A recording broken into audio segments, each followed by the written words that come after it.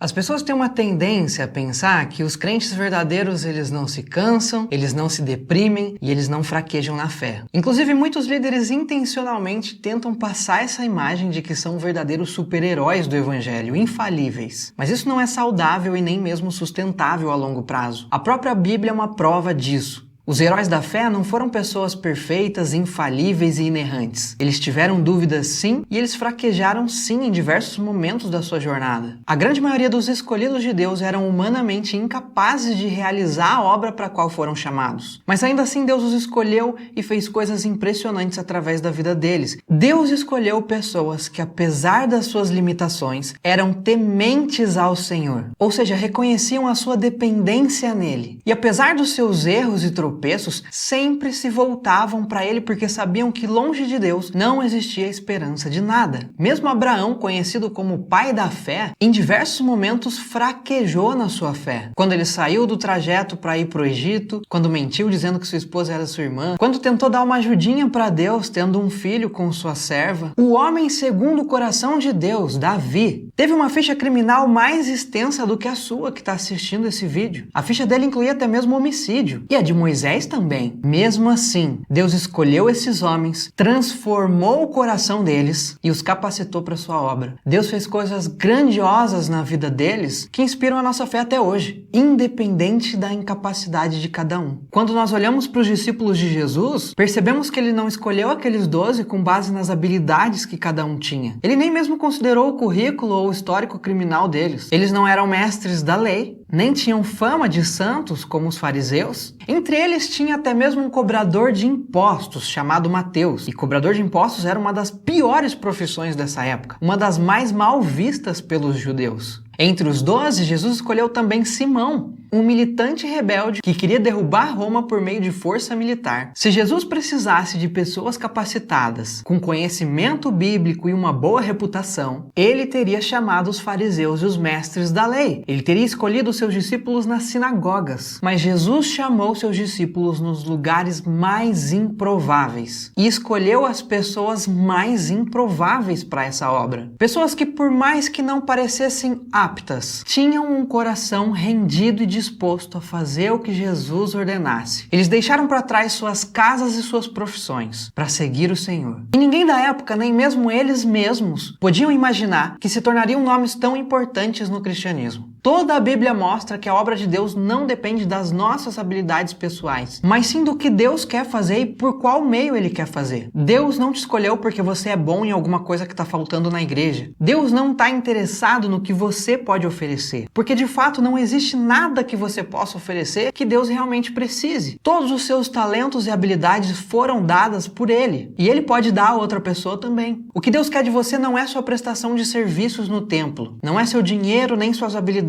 O que Deus quer com você é um relacionamento entre pai e filho. Logo, se você quer participar dessa obra, comece entendendo a sua dependência no Pai. Comece entendendo que é Ele quem realmente faz a obra. É por meio dele que as coisas realmente acontecem. O pastor Saulo tem uma analogia muito boa sobre a obra de Deus, que é a seguinte. Imagine que uma mãe quer fazer um bolo e ela chama a sua filhinha de 3 aninhos para ajudar ela a fazer. Você acha que essa mãe depende das habilidades e do conhecimento de uma criança de apenas 3 anos para que saia um bolo perfeito? Você acha que essa mãe não é capaz de fazer esse bolo sozinha, sem a ajuda da criança? A mãe não chama a sua filha para ajudar porque precisa da sua ajuda, mas porque ama a sua filha e quer passar tempo com ela. Esse tempo aproxima as duas, esse tempo imprime na criança características do caráter da mãe. Nesse tempo, a filha é envolta pelo amor da mãe. E a maior beneficiada desse tempo juntas não é a mãe, mas sim a filha, que recebe amor, atenção e amadurece. Eu já cansei de ver gente tendo burnout por causa do ministério. Eu mesmo, por um curto período da minha vida, tive burnout por causa das atividades que eu fazia na igreja. Porque eu esqueci que Deus não precisa de mim. Em algum momento da minha vida, eu não sei explicar como, mas eu comecei a achar que as coisas dependiam de mim. E que se eu não fizesse, elas não aconteceriam. E eu coloquei sobre os meus ombros um fardo muito grande que eu não conseguia carregar. E quanto mais eu achava isso, quanto mais eu achava que para as coisas acontecerem dependia de mim, mim e das minhas habilidades, menos eu era usado por Deus, menos eu recebia a inspiração do Espírito Santo e mais eu me distanciava do Pai, mesmo estando envolvido na sua obra. Eu estava dentro da igreja e estava me perdendo. E infelizmente, isso não é raro de acontecer. Eu já conheci várias pessoas na mesma situação. E por isso hoje eu tenho uma palavra para você que pode parecer estranha, mas é libertadora. Deus não precisa de você. A parábola do filho pródigo não é sobre um filho que saiu da casa do pai e se perdeu, mas é sobre dois filhos que se perderam. Um fora da casa do pai e o outro dentro da casa do pai. O filho que nunca saiu da casa do pai, em um determinado momento dessa parábola, desabafa com o pai dizendo o seguinte: olha, todos esses anos tenho trabalhado como um escravo a teu serviço e nunca desobedeci às tuas ordens, mas tu nunca me deste nem um cabrito para eu festejar com meus amigos. E sabe o que o pai respondeu para ele? Meu filho, você está sempre comigo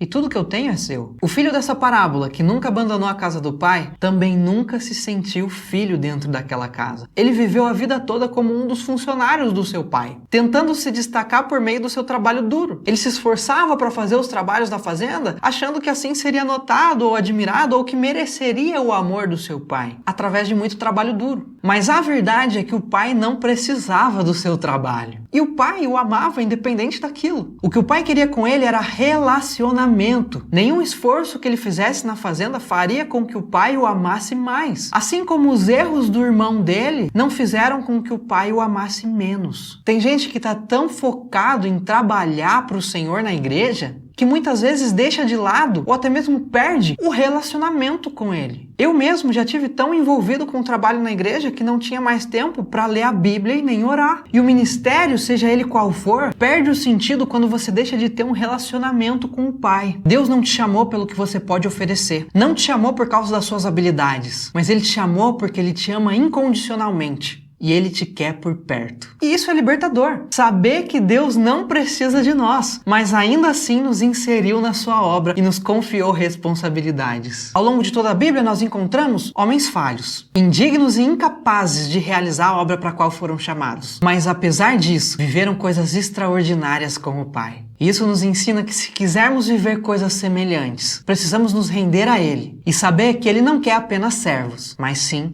amigos. Se você quer viver experiências fantásticas com Deus, lembre-se sempre que Ele não precisa de você, mas por amor te chamou para essa obra. E o maior beneficiado de participar dela é você mesmo. A intimidade que isso vai gerar é maior do que qualquer prazer que esse mundo possa te oferecer. Então você que está passando por burnout, crises de ansiedade, estresse extremo, lembre-se que Deus não precisa de você. Ele não precisa que você seja perfeito. Ele só quer que você esteja disposto e totalmente rendido a Ele. Lembre-se que toda obra que você faz, como diz Paulo, se não for por amor, não vale de nada. Sem relacionamento com o Pai, você se torna um ativista religioso e o ministério que deveria te aproximar dele acaba se tornando um peso enorme sobre os seus ombros. Viva um relacionamento com aquele que te chamou e liberte-se do peso que ele não colocou sobre você. Portanto, amado, viva um relacionamento com o Pai. Isso é libertador demais. Eu oro para que o Espírito Santo aplique essa palavra ao seu coração, abençoe o seu dia e a gente se vê em breve.